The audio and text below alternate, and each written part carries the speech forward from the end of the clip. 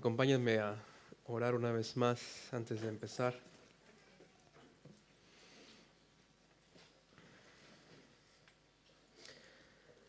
Señor, ¿quién morará en tu santo templo? El que anda en integridad y hace justicia y habla verdad en su corazón. El que no calumnia con su lengua ni hace mal a su prójimo, ni admite reproche alguno contra su vecino. Aquel a cuyos ojos el vil es menospreciado, pero honra a los que temen a tu nombre. Señor, de nadie aquí esto puede ser verdad a menos por tu evangelio. Gracias por Cristo, que Él ha cumplido perfectamente tu ley para nosotros poder entrar en tu presencia. Y por eso esta mañana estamos llenos de gozo, llenos de admiración por lo que tú has hecho por tu pueblo, Señor. Danos gracia ahora como cantábamos, esa gracia que va más allá de nuestros pecados y que cubre nuestra maldad. Lo rogamos en el nombre de tu Hijo Jesús. Amén. Debería haber una presentación. Espero que la pueden ver aquí al lado si gustan seguirme en este tema. Espero que haya sido claro ya esta tercera sesión, que hay un tema que está uniendo esta conferencia, que es el tema del discipulado. Veíamos ayer con el pastor Otto la importancia del discipulado en general, una vida de integridad y cómo eso es lo que define lo que es seguir a Cristo. No es información, sino es transformación. Y Jeremy ayer nos hablaba también de la importancia de la prédica como un medio de discipulado. Lo que quiero hacer esta mañana es, por así decirlo, ver la otra cara de la moneda del discipulado, que es la disciplina. El discipulado de la disciplina, y particularmente me estoy refiriendo a la disciplina en la iglesia local.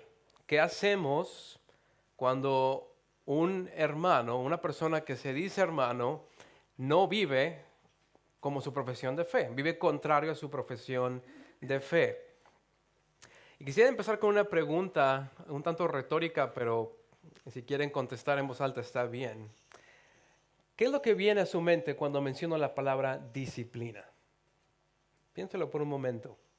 ¿Qué es lo primero que se viene a su mente cuando piensa en la palabra disciplina? Algunos, yo soy de México y en México es famosa esa la chancla de la mamá que lanzaba al niño, ¿verdad? Cuando se portaba mal. Para algunos eso es lo que viene a nuestra mente, esa imagen de nuestra mamá regañándonos cuando éramos pequeños. ¿Qué se viene a su mente cuando piensan en la palabra disciplina? Condena, dijeron algunos. Dolor, corrección, castigo, corregir. ¿Sí? Esas connotaciones tienen que ver con la disciplina, pero fíjense, yo trabajo en una editorial y en esta editorial, en Lifeway, hicimos una encuesta de qué es lo que viene a la mente de las personas cuando piensan en esta palabra de disciplina. Y fíjense, algunas de las respuestas más comunes fueron, número uno, venganza. Es decir, algunos asociaban la palabra disciplina con un sentido de venganza, ya sea de un padre a su hijo o de un pastor a un miembro de la congregación. Como el miembro no ofrenda, entonces el pastor va a disciplinar en forma de venganza. Hace par de meses escuchaba la historia de un pastor en mi ciudad, en Monterrey, México, donde el pastor quería dirigir a la iglesia en un sentido y un hermano simplemente se negó y era su opinión, ¿verdad? Y solamente por eso el pastor lo disciplinó, aunque era un asunto trivial, no era un asunto de doctrina ni nada por el estilo. Entonces, cuando me contaban esa historia, un hermano que pertenecía a esta iglesia, o sea, yo entiendo a veces por qué se puede asociar el término disciplina con algo de venganza. Otra respuesta común era enojo. Otras personas piensan que es una reacción simplemente de querer retribuir a algo que se ha hecho. Otros, como mencionaron aquí, castigo. Es un merecido por un mal actuar. Otros más dijeron que la disciplina es algo juicioso. Es decir, son algo que la iglesia no debería hacer porque según estas personas la iglesia no debe juzgar. Aunque yo argumento que Pablo nos dice lo contrario, que debemos juzgar a los de adentro y a los de afuera los juzga el Señor. Otros, sorprendentemente, dijeron que pensaban que era legalismo el aplicar la disciplina en la iglesia, tal vez porque nadie está libre de pecado y suena algo así como que los fariseos harían, ¿no? Eso de la disciplina suena muy fariseico. Sin embargo, al analizar la palabra misma disciplina, etimológicamente esa palabra viene de la misma raíz que discipulado. No podemos hablar de discipulado sin hablar también de la disciplina. Literalmente un discípulo es un aprendiz. Un discípulo cristiano es alguien que es un aprendiz del Señor Jesucristo. Un pupilo que aprende de alguien más. Ahora, para diferenciar estas palabras de discipulado y disciplina, la palabra discipulado tiene que ver con lo que llamamos nosotros una formación, una disciplina formativa o constructiva, en lo que se busca crecer y madurar al discipulado a la estatura del maestro. Cuando hablamos de discipulado, entonces es positivamente a enseñar a otros a seguir a nuestro maestro, el Señor Jesús. La disciplina, por otro lado, tiene que ver con educación correctiva. Discipulado es formativa, disciplina es educación correctiva. Si el discípulo se desvía de esa formación, la disciplina sirve como algo para corregir o rectificar a tal persona en el camino que debe andar. Ahora, piensen en un momento, y esto lo vemos en toda profesión, no importa si están aquí como pastores o están aquí como empleados de una empresa o están aquí como madres o padres de niños. Piensen en cualquier profesión que ustedes tengan en este momento como estudiantes. ¿Qué pensarías tú, por ejemplo, de un profesor que explica una lección pero nunca corrige a los errores de los estudiantes?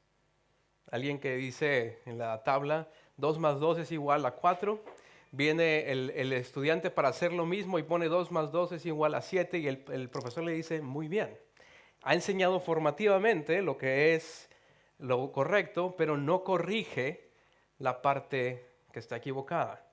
¿O qué pensarías, por ejemplo, de un doctor que se la pasa hablando de la salubridad que todos debemos tener y cuando se le presenta un tumor, un cáncer en el paciente, él no le quiere decir para que esa persona no se sienta mal? ¿Pensaríamos que es un buen oncólogo, un buen médico? Yo pensaría que no. ¿Qué pensarías de un padre, por ejemplo, que todo lo que hace con su hijo es decirle formativamente lo que él debe hacer, pero cuando el niño se equivoca, le dice, muy bien, hijo, muy bien, hija, sigue por ahí? Pensaríamos que eso no es una buena forma de criar a nuestros hijos, ¿cierto? ¿Por qué? Porque la enseñanza requiere explicar y requiere corregir también. Ser médico requiere, sí, animar la salubridad, pero también atacar la enfermedad, ¿cierto? Bueno, ¿qué pensarías tú de una iglesia que enseña el discipulado, pero nunca practica la disciplina de la iglesia? ¿Tiene sentido? A veces pareciera que muchas iglesias sí encuentran sentido en esta dicotomía, pues la práctica de la disciplina es algo que escasea en muchas de nuestras iglesias. Sin embargo, el problema es que hacer discípulos sin disciplina tiene tan poco sentido en la Escritura como un médico que no ataca una enfermedad. Tom Rainer es un pastor retirado ya, también trabajó en la editorial de Lifeway, dice en un estudio que hizo años atrás de por qué las iglesias no practican la disciplina, y la muestra de lo que él estudió, esto es lo que algunos pastores contestaron. Número 1 dice, desconocemos la enseñanza bíblica. Algunos pastores desconocían lo que la Biblia tiene que decir sobre la importancia de la disciplina. Número 2, otros decían, nunca la hemos visto en acción. Es decir, sí entiendo lo que dice 1 Corintios 5 y Mateo 18, los pasajes que hablan sobre disciplina, pero nunca la hemos visto en acción y por tanto esta ignorancia no nos permite practicar la disciplina en la iglesia y por eso no la hacemos. Otros decían, no queremos parecer juiciosos. No juzgues para que no seas juzgado, dicen algunos, para no practicar la disciplina. Otros dicen, hemos tenido malas experiencias en el pasado, y esto lo he visto bastante ya. Cuando he dado esta charla, después se acercan varios hermanos, algunos pastores, y me dicen que una de las razones por las cuales no se practica la disciplina en la iglesia es porque han tenido ya malas experiencias con ella. Tal vez se disciplinó un hermano que era el que ofrendaba más y se fue de la iglesia y la iglesia se vino abajo, o tal vez esa persona tenía mucha influencia y se llevó a varias personas de la iglesia consigo y tienen miedo a practicar la disciplina. Otros temen perder miembros de la congregación y otros más pensaban que el cristianismo es algo privado y por lo tanto no se debería hacer esta disciplina pública porque es mi relación personal con Jesús. Es un mal entendimiento del cristianismo porque aunque sí es una relación personal con Jesús, es con su iglesia también, es una relación corporal. Y yo entiendo, créanme, la reluctancia, lo digo con todo corazón, entiendo esta reluctancia a practicar la disciplina en la iglesia, porque es un tema difícil por diversas razones. Es un tema tal vez fácil de hablar, pero en la práctica es algo que consume energía, que consume nuestra alma también, porque es un tema demasiado pesado. Hace 2 años, por ejemplo, estaba pastoreando en la ciudad de Austin y una noche me llama un amigo miembro de la iglesia que yo sabía que tenían problemas en su matrimonio, no sabía a qué grado, pero me llama como a eso de las 10 de la noche este hermano y me dice, pastores, tengo un problema. Y yo, sí, dime, ¿qué puedo ayudar? Dice, fíjate que mi esposa no la encuentro desde ayer. O sea, yo sabía que la mujer tenía problemas con el alcohol y habíamos estado trabajando con eso. Pero desde ayer no la encontraba y resulta que la encontró, antes de hablarme, la encontró en un lugar de bailes exóticos para hombres, ella bailando. Y pues, cosas que dices tú, ¿cómo? Esto en la iglesia, algo así como lo que decía Pablo, eso ni siquiera se escucha en los de afuera, ¿cómo está pasando acá? Y ese tipo de cosas que los pastores entenderán consumen nuestras fuerzas, nuestra alma, nuestro espíritu y nos preguntamos a veces, Señor, ¿dónde voy a sacar fuerzas para lidiar con esta cuestión? Ya me imaginan del otro lado del teléfono yo con boquiabierto con lo que él me estaba diciendo y es un proceso que requiere disciplina, requiere desgasto. Yo entiendo la reluctancia de muchas iglesias a no practicar la disciplina. Pero mira lo que dice Hebreos. Hebreos 12:6 dice, Dios al que ama, ¿qué? Disciplina y azota a todo el que recibe por hijo. Y unos versículos más adelante nos dice, pero Él nos disciplina para nuestro bien, para que participemos de su santidad. O sea que su disciplina es para nuestro crecimiento y nuestro bien. Entonces, parte de la razón de esta charla en esta mañana es cambiar nuestro paradigma de no solamente asociar la disciplina con algo correctivo, sino asociarlo también con un proceso de redención. Si nos vamos con algo de esta sesión esta mañana es asociar la disciplina en la iglesia con un proceso amoroso de redención. Repitan conmigo, ¿qué es la disciplina en la iglesia? Es un proceso amoroso de redención. Toda la evidencia bíblica que vemos en la Escritura tiene que ver con la disciplina de un Dios que está redimiendo a su pueblo. Piensen en Génesis, por ejemplo. Génesis 3 nos habla de la rebelión de Adán y Eva contra Dios. Dios los había puesto como príncipes de la creación. Ellos quieren ser reyes por encima de Dios y Dios los disciplina. Hay un proceso, por así decirlo, de excomunión. Estaban ellos en comunión cercana en ese lugar sagrado llamado Edén y ellos tienen que salir, tienen que ser excomulgados. ¿Por qué? Porque hay consecuencias a causa del pecado. Dios aplica la disciplina y toda la historia del Evangelio después de eso es Dios redimiendo a su esposa, Dios redimiendo a su pueblo. Lo hace con Israel, ellos no obedecen, tienen que salir. ¿Para qué? Para que Dios trate con ellos. Y después lo vemos otra vez, por ejemplo, en Oseas, cuando le dice, ve con esa mujer, cásate con ella y entonces vas a poder entender más o menos cómo yo estoy tratando de amar a mi pueblo. Lo vemos en toda la Biblia, hermanos. El Nuevo Testamento es muy prescriptivo en cómo también tratar con estos asuntos de disciplina. Es un proceso amoroso de redención. Sí, es doloroso. Es doloroso. Hebreos nos dice, al presente ninguna disciplina parece ser causa de gozo, sino de tristeza. Sin embargo, a los que han sido ejercitados por medio de ella, les da después fruto apacible de justicia. fruto apacible de justicia. Eso sí que es una bella representación de lo que es la disciplina. Disciplina es fruto apacible de justicia a corto, largo y mediano plazo. Piensen como que la disciplina es como un jardinero, ¿sí? Un jardinero que poda esos rosales para que la flor pueda salir todavía más grande y más bonita. La disciplina es como un salvavidas que enviamos a una persona que ha caído por la borda y le damos ese salvavidas para que ella regrese y siga remando junto con nosotros. Es como un padre que por el bienestar de su hijo hace todo lo que está en sus manos para poder rescatar a ese hijo y que no se pierda. Mira lo que dijo este pastor Robert Murray McCheyne. Algunos lo conocen por el plan de lectura bíblico que él tiene, pero él fue un pastor también que sirvió allá en el área de Tiberias, en Israel, por un tiempo. Y enseñando a esta iglesia en Tiberiades, esto es lo que dijo Robert Murray McCheyne. Creo que pueden ver ahí en la pantalla la frase. Dice, cuando entré a la obra del ministerio entre ustedes, yo ignoraba la gran importancia de la disciplina en la iglesia. Yo creía que mi único trabajo era orar y predicar. Sus almas me parecían preciosas y el tiempo era corto. Así que decidí dedicar todo mi tiempo y cuidado y fuerza a la labor de la palabra y la doctrina. Cuando se presentaban casos de disciplina ante mí y los ancianos, yo los percibía con cierto aborrecimiento, eso lo está confesando él. Era una tarea que descuidé y debo decir que casi me costó mi trabajo en el ministerio entre ustedes.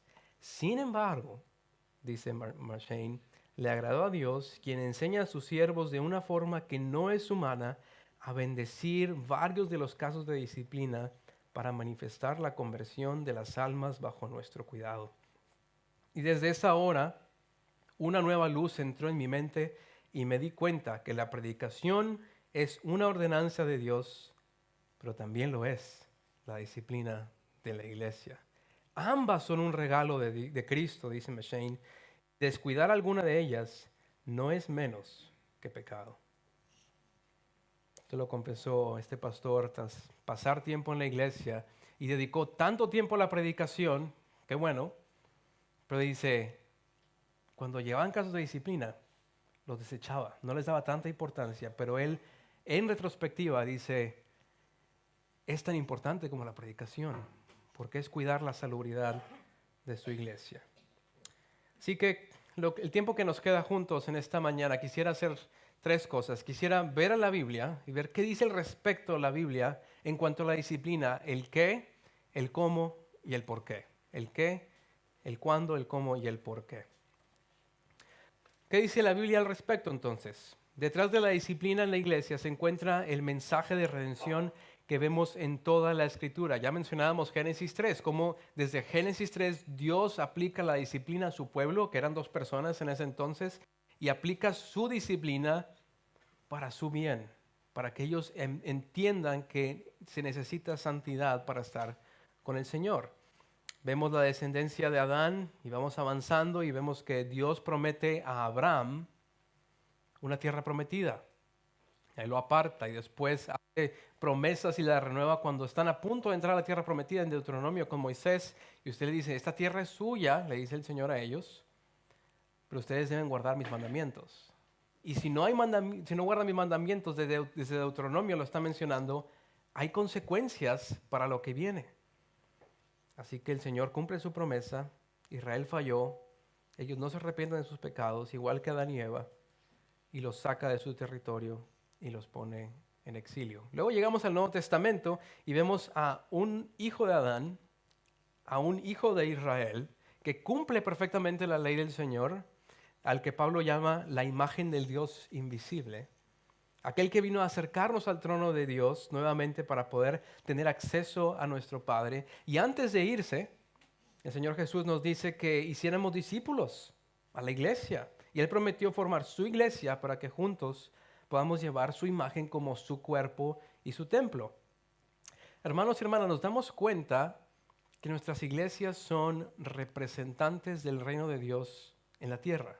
Cuando el Señor Jesús se va, en Mateo 28 nos dice que hagamos discípulos, como decía Otto ayer, hagan discípulos, nos está dando un mandamiento de encargarnos su imagen y decirle al mundo, así es como es el Señor.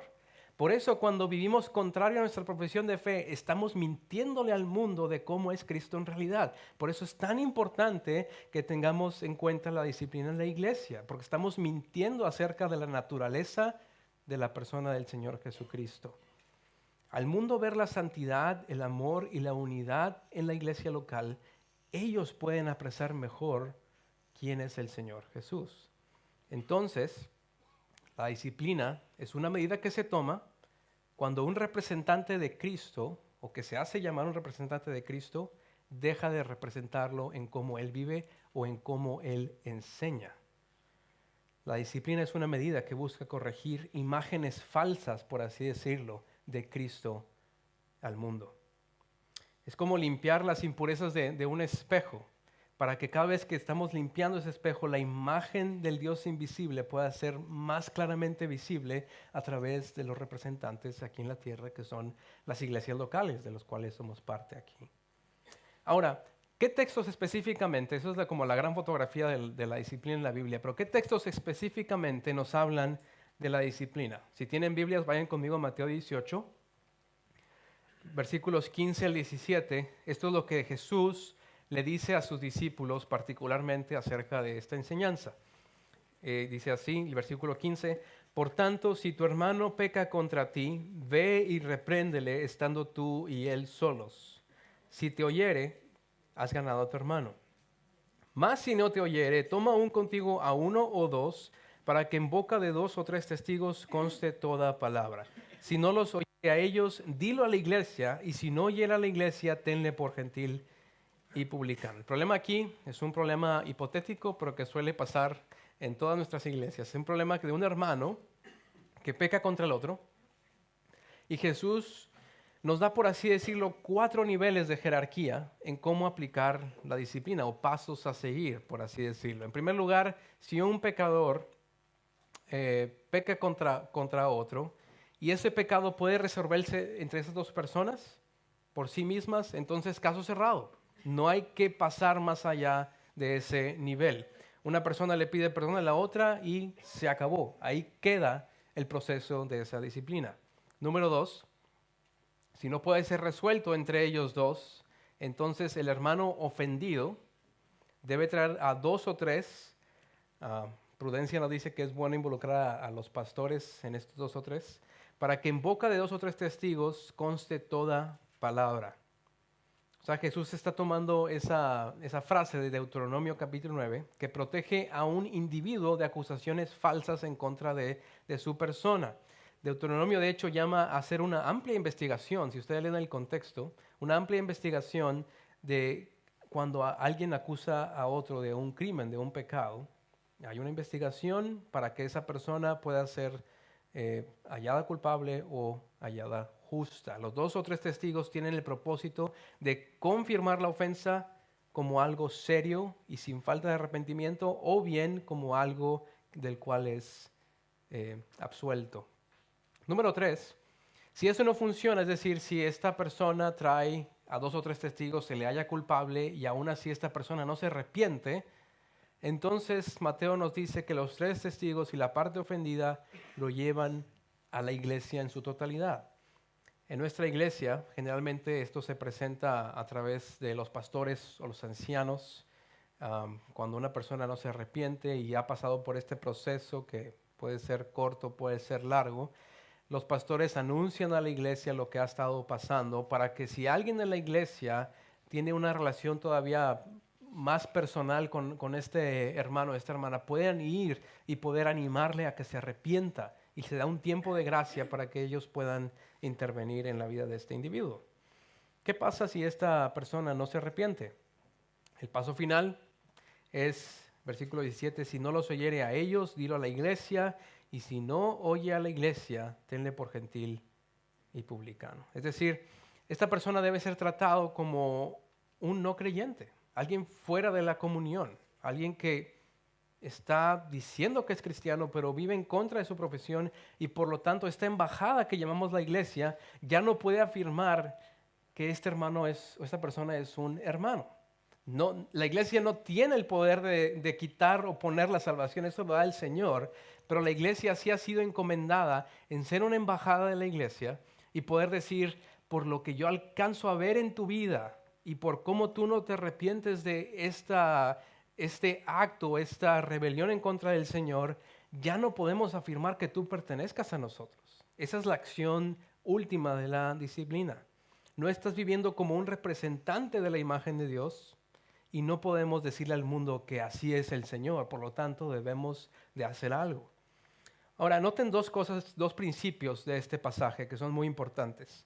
Número uno, la meta es rescatar al hermano en pecado con el mínimo de personas posibles. No sé si notaron eso.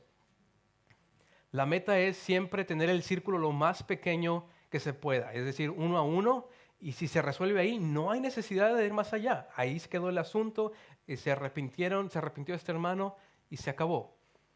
Principio número 1 entonces es mantener el mínimo de personas involucradas en cuanto sea posible.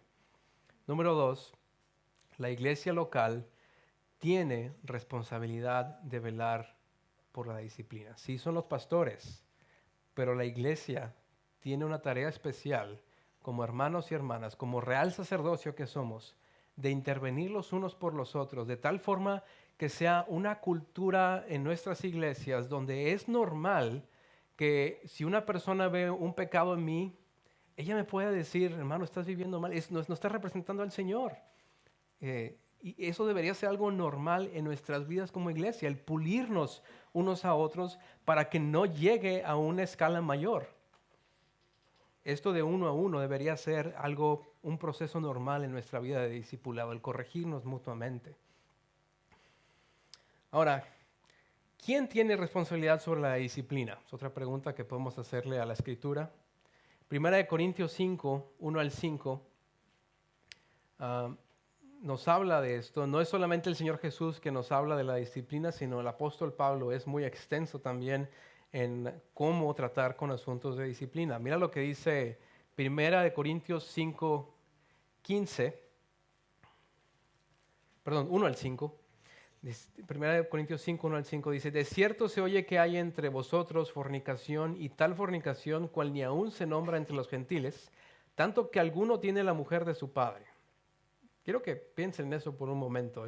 En la iglesia de Corinto hay un hombre que está teniendo relaciones sexuales con su madrastra, con la mujer de su padre. Y dice Pablo en el versículo 2, y ustedes están envanecidos. ¿No debieran más bien haberos lamentado para que fuese quitado de en medio de vosotros el que cometió tal acción? O sea, Pablo está diciendo, ustedes están huecos, no han hecho nada. Ustedes deberían estar haciendo algo para este momento. Versículo 3. Ciertamente yo, como ausente en cuerpo, pero presente en espíritu, ya como presente he juzgado al que tal cosa ha hecho, en el nombre del Señor Jesucristo, reunidos vosotros y mi espíritu con el poder de nuestro Señor Jesús, el tal sea entregado a Satanás para destrucción de la carne, a fin de que el espíritu sea salvo en el día del Señor. Entonces, un caso que ni siquiera se menciona en los de afuera, dice Pablo. Está pasando ahí en la iglesia. La pregunta es, ¿quién tiene la responsabilidad sobre remover a este hombre de la iglesia en este pasaje? ¿Se dan cuenta? Es la iglesia. Fíjense que Pablo, teniendo todas las cartas en su currículum, por así decirlo, de poder actuar en este asunto con la autoridad que el Señor le había dado como apóstol, de poder jugar su carta de apóstol y decir, sáquenlo. Él dice primero, yo ya juzgué, yo estoy fuera, yo no estoy ahí en Corinto. Yo planté esa iglesia, ustedes ya tienen su cuerpo pastoral, yo estoy afuera, yo ya juzgué. Pero dice, ustedes ahora como iglesia, cuando se reúnan, ustedes tienen que tomar una decisión. Pablo no usa su carta de apóstol para tomar una decisión en este asunto, sino que él sabe que la iglesia local tiene una responsabilidad específica en cuanto a juzgar a este hermano. Número 2, mira lo que el siguiente versículo dice. En el nombre de nuestro Señor Jesucristo, reunidos, es el versículo 4, reunidos vosotros y mi espíritu con el poder de nuestro Señor Jesucristo, el tal sea entregado a Satanás para destrucción de la carne, a fin de que el espíritu sea salvo en el día del Señor. En realidad, hermanos, son los pastores y es la iglesia local la que tienen la responsabilidad de actuar en casos de disciplina. Así es la iglesia guiada por sus pastores, la responsable de asuntos de disciplina en la iglesia local. Y algo muy hermoso es que Pablo no está retribuyendo este pecado en la vida de este hombre, sino él dice, ¿lo estamos haciendo para qué? ¿Cuál es el fin? ¿Se dieron cuenta al final? A fin de que el espíritu sea salvo en el día del Señor Jesús. Es decir, a través del proceso de la disciplina nos vamos a dar cuenta si ese hombre realmente es creyente. El Señor va a traer a luz que a través de esa disciplina, a través de ese proceso, el Señor va a revelar y tal vez lo va a traer a la luz. Si es realmente un hijo de Dios, el Señor al que ama disciplina, entonces Él va a volver y va a volver en arrepentimiento. La evidencia en 2 Corintios parece ser que este hermano sí regresa y es arrepentido y es restaurado. Ahora, ¿qué tan rápido actuar? Otra pregunta que podemos hacerle a la Escritura. ¿Qué tan rápido debemos actuar en asuntos de disciplina? Tito 3:10 nos dice, al hombre que cause divisiones, después de una y otra amonestación, deséchalo. A ver. Entonces, Mateo nos dice que había ¿cuántos pasos? 4 pasos, ¿verdad? Tito nos dice que aquí, después de una y 2 amonestaciones, deséchalo. Lo que nos dice que tanto Mateo como Tito nos están dando principios de cómo actuar como iglesia, no tanto un modelo a seguir en paso a paso. Nos está dando principios a nuestra iglesia de cómo debemos actuar. Mateo nos dice que hay 4 pasos, aquí Pablo nos dice que son solamente 3. Espero que podamos ver que la Biblia nos está dando principios, no una receta a seguir. A veces el proceso de disciplina debe ser muy lento. En casos que son nebulosos, en casos que la persona que está en pecado parece mostrar síntomas de arrepentimiento, piensen en pastores, piensen tal vez en algún joven que se haya acercado a ustedes con problemas de pornografía.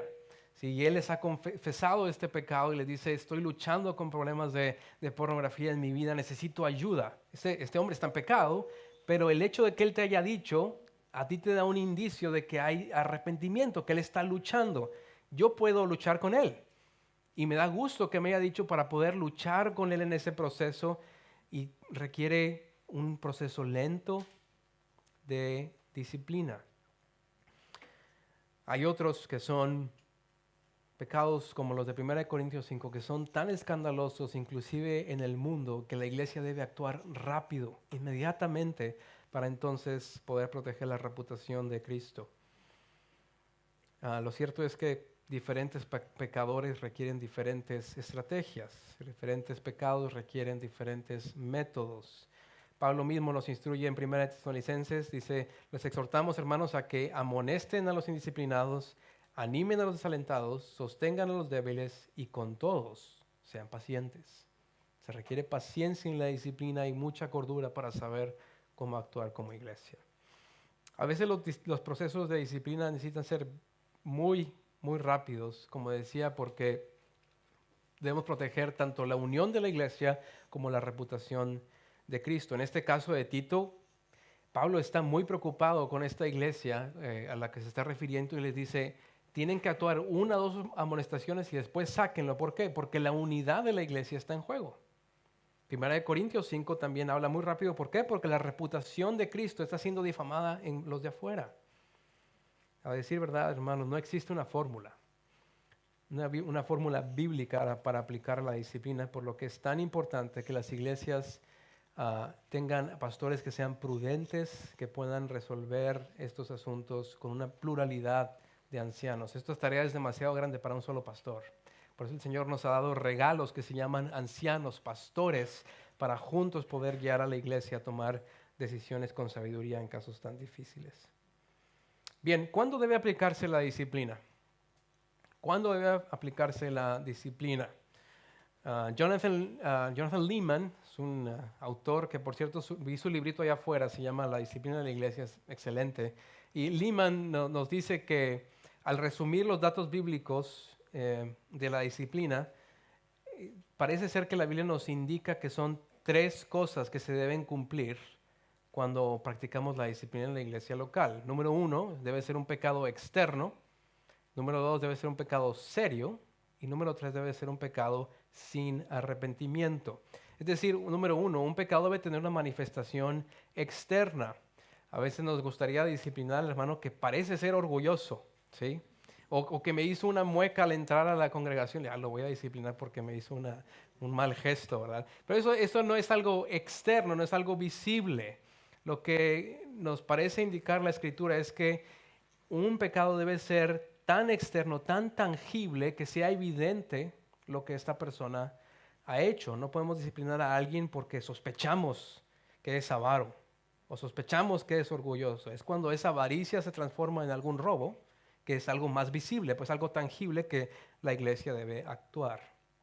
Claro, si sospechamos de avaricia en un hermano o algo así, podemos decirle con toda confianza, ¿verdad? Que eso debe ser una cultura en nuestra iglesia, pero no pasa más allá de ser una disciplina formal eclesiástica.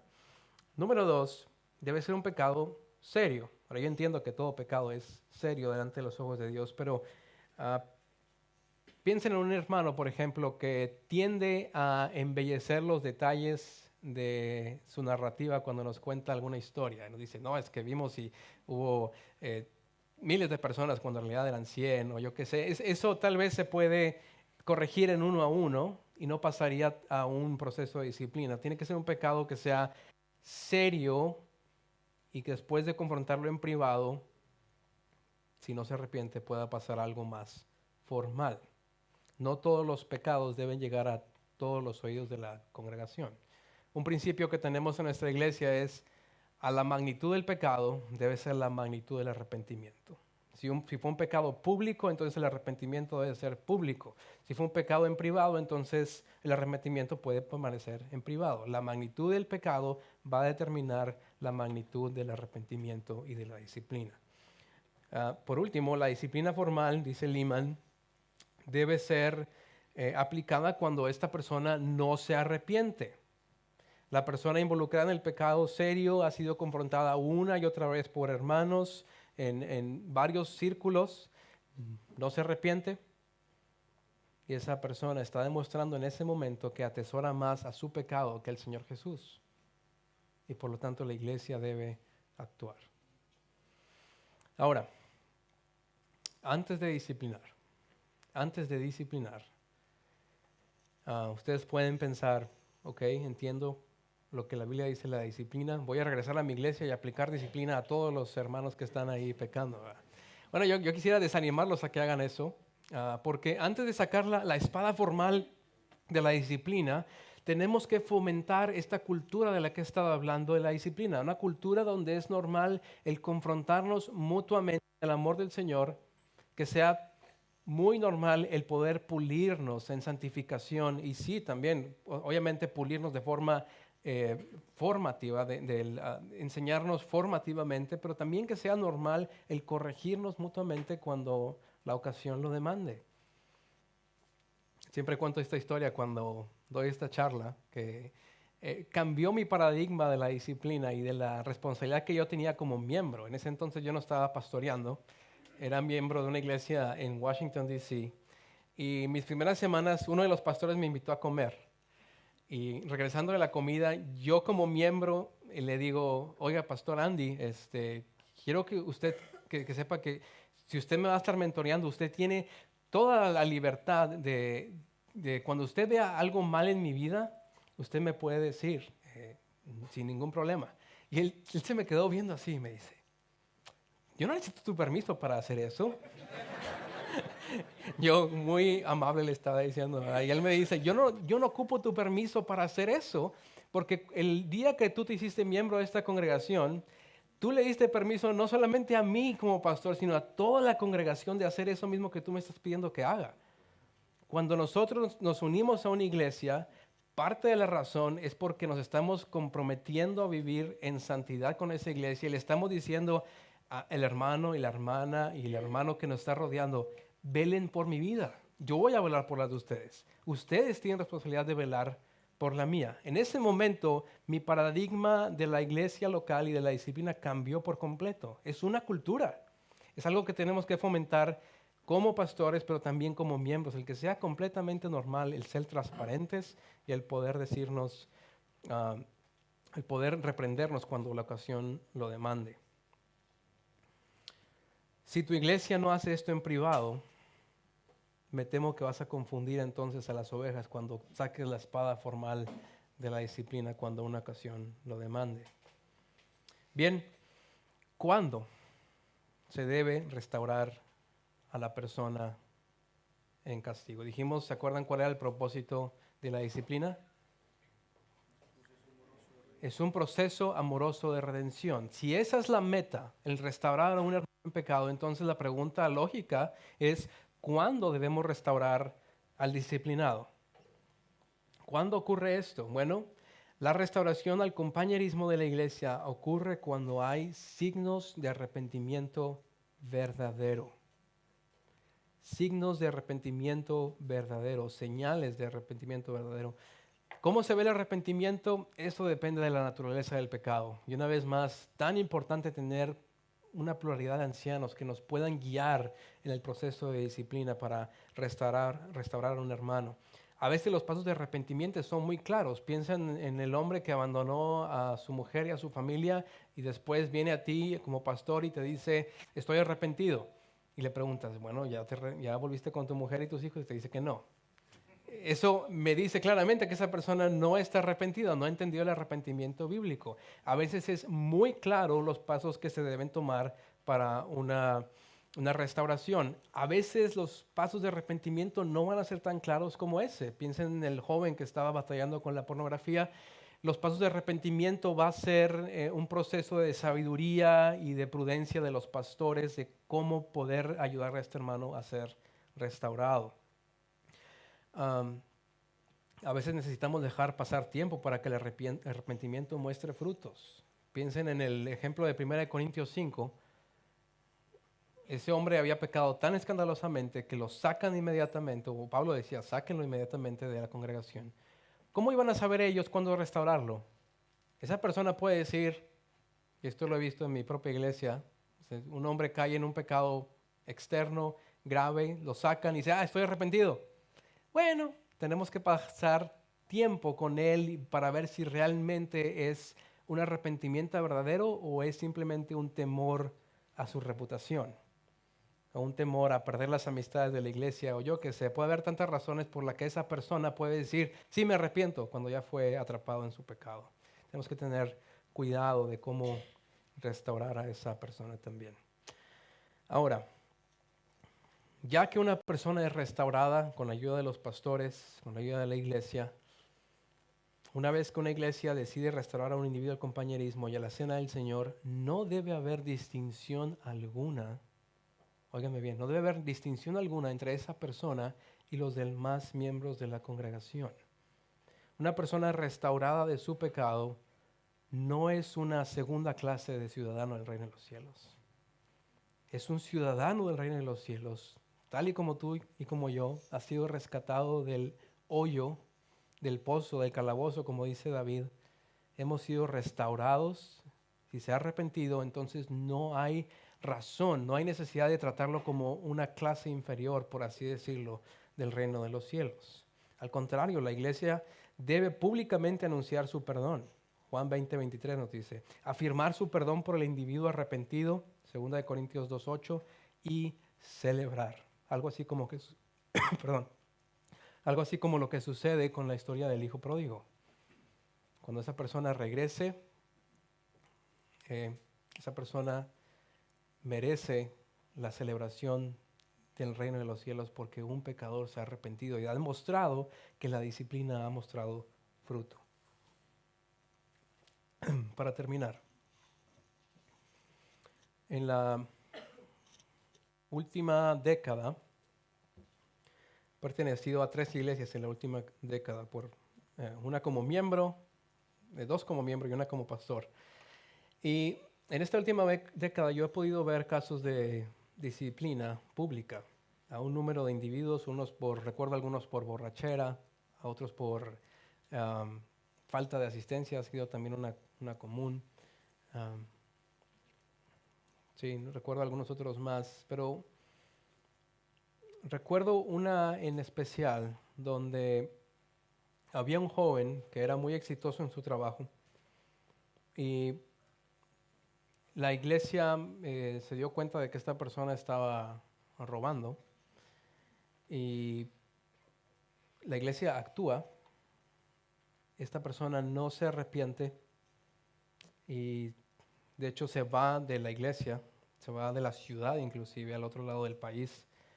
Y para nosotros este proceso como Pablo decía, entréguenlo a Satanás, no era algo que estábamos disfrutando, era algo, como dice Hebreos, algo muy doloroso. Pasó un año y esta persona escribe una carta a la iglesia, que tengo aquí el privilegio de tenerla. De hecho, está también en el librito de Jonathan Leeman de Disciplina. Yo estaba presente cuando esta carta se leyó y ya se imaginan, todos estábamos llorando de gozo y alegría. Pero esto es lo que esta persona escribe a los pastores. Dice: pastor, gracias por el correo que me escribiste, lo cual habla que había algo de seguimiento previo de los pastores con él. Gracias a la iglesia por siempre recordarme y continuar orando por mí. Tengo que confesar que dejé la iglesia con un asunto de pecado sin terminar y lo triste es que lo tomé a la ligera. Debí aprender a humillarme y arrepentirme. ¿Somos enemigos? No, somos hermanos cristianos. Yo era demasiado orgulloso y testarudo. Mi orgullo me hizo pensar que solo Dios podía juzgarme, no la iglesia. Luego seguí mi propio camino y el resultado fue que no encontré paz al recordar todo el mal que ocasioné a mis hermanos y hermanas de la iglesia. Me alegra ahora obedecer a Dios, ahora arrepintiéndome de mi pecado. Desearía tener palabras para explicarte mi relación con Dios ahora. Es tan bella como para describirla. A pesar de lo duro que ha sido este último año, el Señor continúa demostrándome su amor y su misericordia hacia mí. Pastor, he estado orando para que se lleve a cabo esta reconciliación. Por favor, dígame cómo hacerlo. Anhelo volver a mi familia de nuevo. Por último, por favor, envíe mi gratitud a los miembros de la iglesia y a los ancianos. Los extraño mucho, con mucho amor. Joe. Y fue con mucho gozo que los pastores y la iglesia respondieron con esta carta. Joe, ha sido grandioso saber de ti. Quería dejarte saber que anoche en la junta de miembros compartimos con los miembros parte de tu correo y les dijimos cómo estabas. Todos fuimos humillados y animados por tus palabras y acciones. La membresía votó unánimemente a firmar la siguiente moción de los ancianos. Moción. Los ancianos recomendamos gozosamente que los miembros de esta iglesia acepten con gratitud a Dios el arrepentimiento de nuestro hermano Joe, que le expresamos formalmente nuestro perdón por sus acciones contra nosotros y que renovemos públicamente nuestra expresión de compañerismo con él y amor por él como nuestro hermano en Cristo. Y esto hacemos con gracias a Dios por su fidelidad a su palabra y a aquellos que le honran con su obediencia. Luego oramos por ti, Joe, como congregación, pidiéndole a Dios sus más ricas bendiciones sobre ti, sobre tu vida y sobre tu trabajo. Que Dios continúe animándote y sosteniéndote mientras le sigues. Les comparto este caso no porque siempre suceda así, pero es un caso que nos habla de la importancia de la disciplina en la iglesia y cómo Dios a los que ama disciplina y los que son suyos se arrepienten y regresan. Y lo extraordinario de esta historia, si ustedes pensaban que esta carta es conmovedora, para mí lo que más me conmueve es que ahora Joe sirve como un misionero en Malasia. Y él está haciendo ha tenido un ministerio con gente que la iglesia jamás pensó en alcanzar, pero en la gracia y en la soberanía de Dios, al aplicar la disciplina en la iglesia, este hermano no solamente fue restaurado, sino que ahora sirve en un lugar donde el Señor le ha puesto que la iglesia ni siquiera pensaba alcanzar, o no tenía en mente en ese entonces mandar a un misionero para allá. Él fue restaurado y ahora tenemos un aliado en el Evangelio, sirviendo en esa parte del mundo. Así es la fidelidad de Dios, hermanos. La fidelidad de Dios restaura a sus hijos y hace cosas que en el momento, como dice Hebreos, parecen cosas de tristeza y son cosas de tristeza, pero al tiempo del Señor dan fruto apacible de justicia. Déjeme terminar con esto. ¿Por qué practicamos disciplina? Número 1, por el bien del individuo en pecado. Lo hacemos por su bien. Lo hacemos para que esa persona no viva en engaño. La disciplina es amor. Número 2, lo hacemos también por el bien de no creyentes. Lo hacemos por un testimonio hacia los de afuera, que los demás puedan ver una imagen de cómo Cristo es, no vean una imagen distorsionada. Número 3, lo hacemos también por la iglesia local, por los que son débiles en la congregación, que no sean engañados, y por los que son fuertes, por así decirlo, en el Evangelio, que no sean seducidos por los mismos pecados. Número 4, y la más importante, lo hacemos por la gloria del Evangelio, por la gloria de Cristo. Lo hacemos porque Cristo nos ha llamado a ser imágenes suyas, a ser argollas de ese diamante que es el Evangelio, que levanten el Evangelio. Ahora, yo sé que no podemos cubrir todos los aspectos de disciplina en 45 minutos o 50 minutos que hemos tomado. Así que si tienen preguntas, creo que va a haber un panel esta noche. Pueden guardarlas o si me ven aquí podemos hablar también. Si les sirve de algo podemos hablar. Mi oración entonces es que podamos ver la disciplina como ¿qué? Un proceso amoroso de redención, una parte fundamental del discipulado, y que juntos podamos crecer como iglesias que irradian esa gloria de Cristo. ¿Oramos?